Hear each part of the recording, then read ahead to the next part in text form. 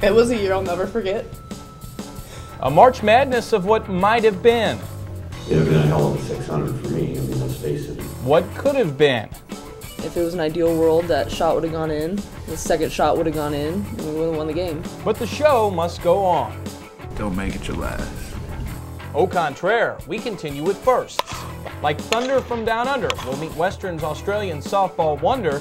GSI has Pick'em Kings and Diamond Queens. We'll crown them by all means. It starts right now. Hello and welcome to Griffon Sports Insider. We're in Missouri Western World, and it's a fascinating world during March, Brett Easley. Au contraire. New sports blossom and one team experiences an early bloom. Meanwhile, basketball winds down. The Griffon men saw their season end in the first round of the MIAA Basketball Championships in Kansas City last week. An emotional game, the Griffons fought hard but fell to the second seed, Fort Hays State. Here's a recap. Round one of the MIAA tournament, 7-seeded Missouri Western taking on the 2-seed Fort Hays in the rubber match. Tom Smith looking for career win number 600. Would it come tonight? First minutes, all Griffs, all P. Allen Stinnett scoring from inside and out. He had 26 points on the night. Griffons with an early 28-17 lead and keeping control. Levante Douglas drives to the hoop for a tough two. He had 12 points. Griffs now by 7. Then it's T.J. Johnson, drives baseline, finds a pair of points himself. Griffs still up 7. Just before the half, they're up 1, but Ace Thomas winds up from 3, all net. Griffs take a 44-40 lead to the break. Second half, Tigers claw back. Karen McKenzie, the steal on the one end and drives coast to coast, hits Corbin Kunch, who finishes Hayes within 2 now. At the 12-minute mark, they take the lead. Dominique Jones pops the triple, 62-60 Tigers, but the Griffons storm back. More from Ace Thomas. To the hoop, draws the whistle, and puts on the English for a three-point play the old-fashioned way. He had 18, Griffs back up by 1. Then we go back and forth for a while. Ben Kangista, the 3. Hayes by 5. Western answers. Final 6 minutes. Johnson's to the hoop. He had 18. Griffs back up by 1. Final 10 seconds.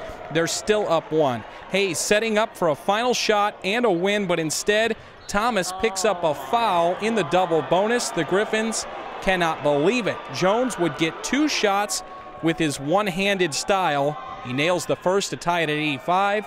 The second one up and all net. Hayes reclaims the lead. Griffons have 8 seconds to go for the win. T.J. Johnson launches a prayer, but it bounces away. The upset not meant to be. Fort Hays knocks off Western, 86-85 the final. For Coach Tom Smith, win number 600 will have to wait until next year. Western's up and down season is finished. Really just the entire team. It's not a way you want to go out. I mean, especially at the end like that, you know, being the game being so close. We knew coming in it was going to be a roller coaster, a tough, competitive game, but just wasn't the way we planned to go out. Yeah, what was your mindset, you know, coming in? Don't make it your last. And joined now by head basketball coach Tom Smith. Coach, boy, what a game. Just your overall impressions of your team's effort. Well, you know, it hurts at the end, but now that it's, you know, now that it kind of settles in and you know, you can't change too much or change anything, you know, I was very proud of them. I thought for a team that has had our ups and downs all year, you know, on the best venue, on the best, you know, the biggest night probably of the year. I thought we came to play. I think it's a testament to the league when the 7th place team is, you know, every bit as good as maybe the 2nd place team. I don't know, maybe over the course of the year we weren't, but obviously tonight we were. Was it disheartening walking off the floor, you know, knowing you'd controlled part of the game, and you know, there was a lot of times during that game where it looked like you were going to walk off the floor the winner, and then the final 30 seconds or whatever, it just kind of turns. Yeah, it was hard. I mean, obviously, with this being, you know, going for 600, I think, you know, it would have been a great 600. Let's face it. I mean, to win on this venue, in this place, in this building, and a game like that, I couldn't ask for anything more. But that's, you know, it wasn't meant to be, and you know what? We'll get ready for 7 months and try to do it again. We'll get 600 7 months later, the first game in. I'll be the longest coach in history to waiting to get the 600, I think. Fort Hays went on to win the MIAA tournament, beating Missouri Southern in the championship game. GSI will be right back. I'm totally pleased and proud of the effort that our girls have given all year long. Our women have given all year long, because they're not girls anymore, they're women. And welcome back to GSI. The growing pains were rough, but the Western women did find success. That's right, Ryan. The Griffins saw their season end in Kansas City last Friday, an opening round loss to Washburn. An emotionally charged game. Here's a look back.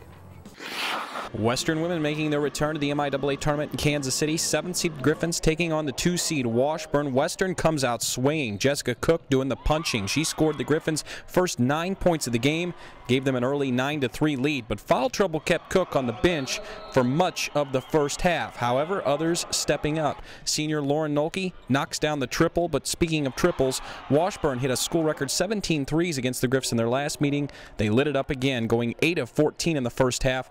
It would take a 6-point lead. Coach Plett needs Tums. Western bouncing back just before halftime. Bear Bell buries the turnaround. Griffs go to the breakdown 35-33. They would open the second half on a mini run. Alex Noble, hoop and harm. Western up 2 now. Lady Blues have an answer on their end. Megan Lastly, another 3. Washburn hit 12 on the night, and they're up 4. Under 4 to play now. Griffs battling back again. Jessica Cook knocks the ball loose, keeps it in bounds, and will finish with the layup. She had 17 points, 11 rebounds, 4 steals. Western up 52-51. A minute later, we're tied at 53. Washburn's Alyssa Mullen unties it with another 3. Lady Blues back up by 3. Same score, 30 seconds to go. Washburn with the ball, but Bear Bell takes it away, and she will go in for 2. Western now within 1. 18 seconds to play now. Griffs have the ball and a final shot. Lynn Plett draws up the play. They go to the go-to Griffin Cook. She drives, gets a good look, no good, tries to put it back, but no good again. And Western's season ends with a 58-55 loss, an emotional loss for the 4 seniors and the entire team. It was kind of like we were so confident that we could win that game. We were 100% confident that we were going to win that game. You know, we had the momentum and we had a good look at the basket, and I just couldn't make it. And that last shot, it should have gone in. You know, I didn't finish like I should have, and if it was an ideal world, that shot would have gone in. The second shot would have gone in, and we would have won the game. But you know, the scoreboard showed different than how we played the whole game, and every single girl played their hearts out. So it was a year I'll never forget.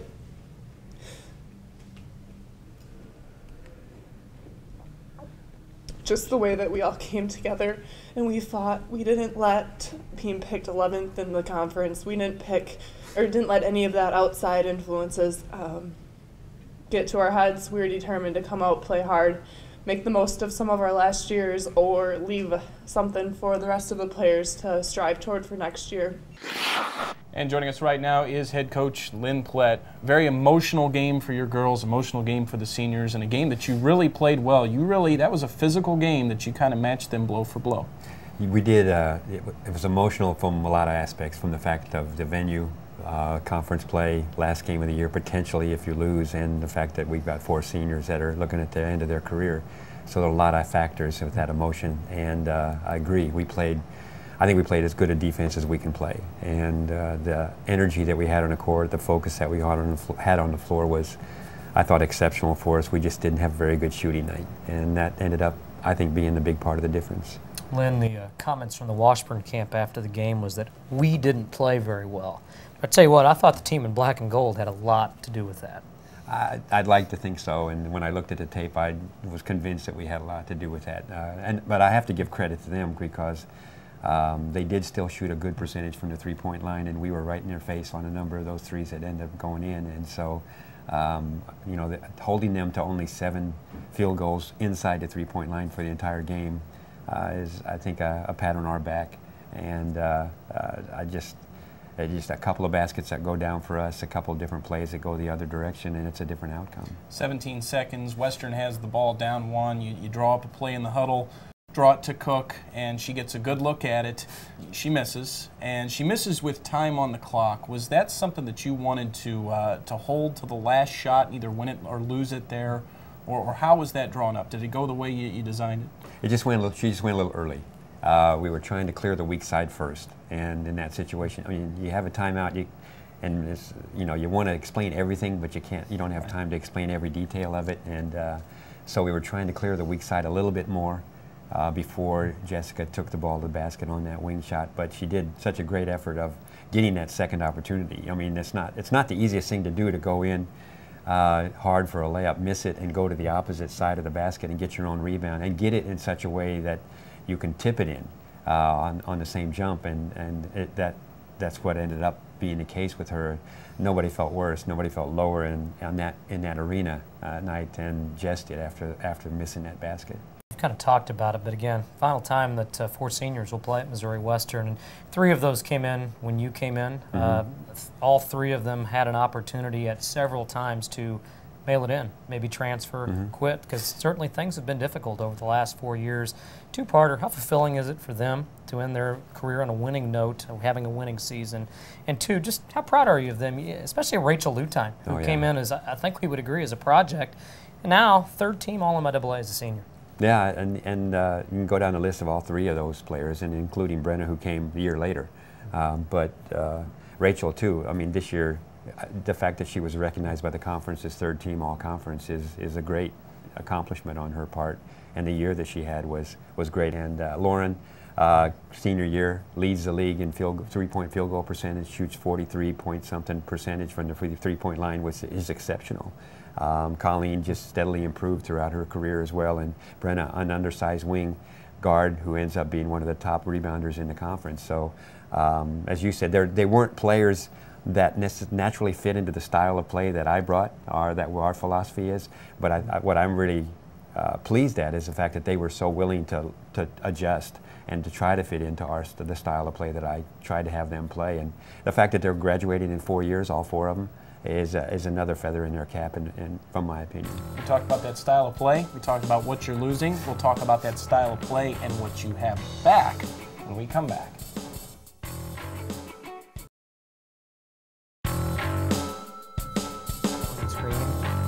And welcome back to Griffin Sports Insider. Ryan Menley, Brett Easley, along with head women's basketball coach Lynn Plett. Coach, we talked about what you lost, 4 seniors. Now we talk about what you have coming back next year. 4 starters, essentially. Yeah, well, it's led probably, obviously, by Jess, who's been very consistent through her 3 years of playing so far, and it's great to have a player like that who can do so many things back. Alicia Bell, you know, potentially an all-conference candidate had she played the entire season this year, and she's still got 2 years of eligibility available. So those 2 probably head the returning class, but then you got Callie Schoonover, who's gotten some great experiences and consistently improved, and Alex Noble, who came on late in the year, and then a number of other players who didn't get on the court much this year, but I think have the potential to get there. So it's a good group to start with. I want to talk more about that bench, specifically a couple of freshmen, Morgan Stout, Caitlin Linehan. You gave them a little taste this year. In fact, Caitlin saw some minutes in the game on Friday night. Do you see those players? Obviously, you bring them in here, you hope they're all impact players. Do you see those players as they mature and kind of get to know the system a little bit better? Are those players you envision hopefully can go 20, 25 minutes a night eventually? I do. I think I probably have more confidence in them than they do right now because of the fact that they spent so much time on the bench this year. And in some respect, I've even mentioned to both of those young ladies that they have a few more talents somewhat than our seniors did when they came in, and I really believe that. And so there's a lot of potential in those 2 young freshmen, in my opinion. Well, in the recruiting game, talk about how many you're looking to sign. Talk about what you think your biggest needs are. I know what we think they are, but I want to hear what you say. And, you know, will you go 4-year? Will you look junior college? Will you go mixed? Just talk about what your thoughts are heading into the recruiting season. We're always right, too. We are always right. Yeah, regardless of what you say, we're always right. Right. I think our perimeter game is pretty well intact, and so we definitely need to find some players who can help us on the inside and replace some of the statistics that we got from Rachel in particular this year. And it's probably going to mean that we need to get some players with some experience. So it's very probable that we'll try to, at least we will try to bring in some 1 or 2 transfer players who can help us inside the paint. Okay, Lynn, this is it for you this year. You better make it a good one. Okay. Final edition of Easley's Impromptu. You ready? We pick games every week. We're going to let you pick a winner. Put your Swami hat on. Who wins the South Central region on the women's side, region we compete in? I got to go with Northwest. First and most, because I think they're the most talented team, even though I haven't seen some of the Southern teams. But then on the other side of it, they've got so many weapons. And I like Jean. Any regrets this year? Oh, I think every coach has some. I've regret about the game. I regret that maybe I didn't explain that last play well enough at the end of the ball game, or regret that we didn't have another extra timeout with after the free throw at the end too. So those kind of regrets I think a coach ever has. But overall, it was a great year and really feel good about it. Looking ahead to palm trees in summer, and then summer, Lynn Plett's summer vacation. Is that planned yet? Well, I have not. We don't take vacations. Summer is recruiting. Okay, that's a vacation in itself, right? And finally, on a lighter note, and I didn't know this, but I might tune it in. Did you know Charlie Sheen had a radio show, started it over the weekend, and now that you know that, will you attempt to listen to it occasionally? I'm not sure I can get that radio station on my radio, so I don't think I'm going to try to get that one. Might be better off. All of us might be better off. Here's to being by winners next year, like Charlie Sheen. Right. That's Coach Lynn Plett. Congratulations on a nice year. Thanks. We'll be right back. Hey, you just hit a career milestone. What do you win? How about your face in an embarrassing picture on a T-shirt? That was the scene at practice last week. Griffin softball coach Jen Bagley honored for snagging her 300th career coaching victory. So what did the team do? They found the most embarrassing picture they could, and there you have it. Gosh, it's from 1991 when I had my reign as Miss Hoyt Lakes, my hometown growing up. Was the queen of our town for a year. Is that not hideous? That's awesome. The queen of Hoyt Lakes, Minnesota, right there. Hoyt Lakes. Brett, I think you were the prince of the Apple Blossom Parade back in 1997, right? Yeah, so long ago I don't remember that, but I'm sure it was a great experience. Hey, the Griffin squad looks like royalty so far, and I'm not talking Kansas City Royals because that would be an insult. They're bad. It would be an insult. They're not going to lose 100. I mean, they might win 100. That's at this right. pace. The softball team may do that. Western went 3-0 this past weekend in Arkansas. They now sit at 13-3 overall on the season. Carrie Lorbert hit 5 home runs this weekend, and freshman pitcher Jackie Bishop ran her perfect record to 8-0. Center fielder Tony Dance also continues her hot hitting. She is now batting .434 with 10 home runs and 25 RBI. She was also named the NFCA National Player of the Week last week. Dance, a native of Australia, is in her second year at Western, and she is just absolutely blistering the ball right now. I know every time I go up to bat, it's just like every time you see it, you need to see it big and just work on like a nice solid contact. It's not like you're trying to hit it over the fence, just good contact with the ball, and seem to be doing it.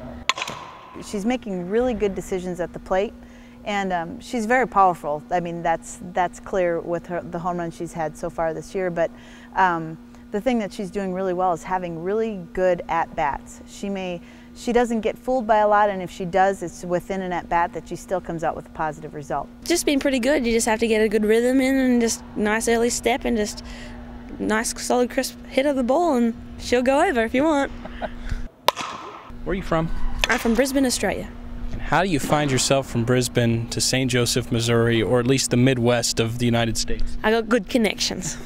Can you elaborate on that a little bit? I practiced back home in Australia with a lady on the Australian softball team, actually, and she came over to the States and played with my junior college coach, so that's how they found out I wanted to come over.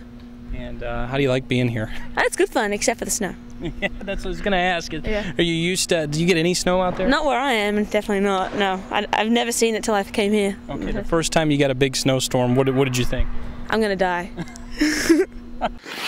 Well, thankfully, she did survive the winter, and that's really good for softball's sake. Meanwhile, Missouri Western and St. Joseph prepare for the final chapter of March Madness. The NCAA Division II Elite Eight returns to the Civic Arena later this month. Preparations are already underway. You know, that guy there looks very familiar. Brett? Well, just kind of that talented like that. You are amazing to be like two that. places at once. Tournament begins March 22nd and ends with the National Championship on March 25. Second straight year that Western has hosted the Elite Eight, and it's been a good week of events. It is an event. Well, it is an event. It's a national championship right in your own backyard. 7 great games to determine a national championship. Jackie Stiles comes to town for another youth clinic. We kick off the week with a 5K run walk.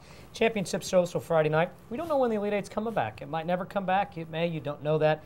And how many folks have had a chance to say that they've seen a national championship in their own city? I highly encourage people to come out. Very affordable, $35. We'll talk more about that next week. Right now, GSI will be right back. Oh, welcome back to GSI. We're at the Pick'em segment. Brett Easley. Surprised, folks? Yeah, I'm so glad that this show ends for the season next week, because I will not have to see you in that for another 7 months at least. 20 years from now, when people go back to look at the first season of GSI, they're going to sift through the episodes to try to find you in the winner's coat. They're going to have to look pretty hard. That would be worth a lot of money. It'd be rare archive footage. We actually tied last week in our picks, but tie goes to the runner. You're beating me Better overall. win, so I get the tie. We'll reveal the overall winner next week, and probably no suspense there. Let's get right to it this week, and let's start with the Division II South Central Regional Tournament. Our region, Western's region, Let's talk about the men's side. Who wins that region, Brett? Well, Missouri Southern, they probably blew their chance to host, not winning the MIAA tournament. It's too bad. They're going to Edmond, Oklahoma. Won't be as good of an event there, but give me Southern. I think they're destined. I think they've got the best team in this region. They'll beat the other 7 teams that are there. You know what? Give me Fort Hays. I'll stay in the MIAA. They're the 4 seed, but they've played really well the last few games, and momentum is a heck of a thing heading into a dance like that. So I like Hays. How about on the women's side, Brett Easley? Northwest Missouri State fans, get your tickets for the Elite Eight. They're going to win that region down in Tahlequah, Oklahoma. I haven't seen Northeastern State, but I like what the Bearcats play with. They're going to win that region. Yeah, play with. They got a lot of toys and a lot of weapons. I like Northwest as well to come back to St. Joe and play in the Elite Eight. Let's talk the Big 12 tournament now. Opening round, Colorado versus Iowa State. This all starts on Wednesday. Now the 5-12 is not going to lose again.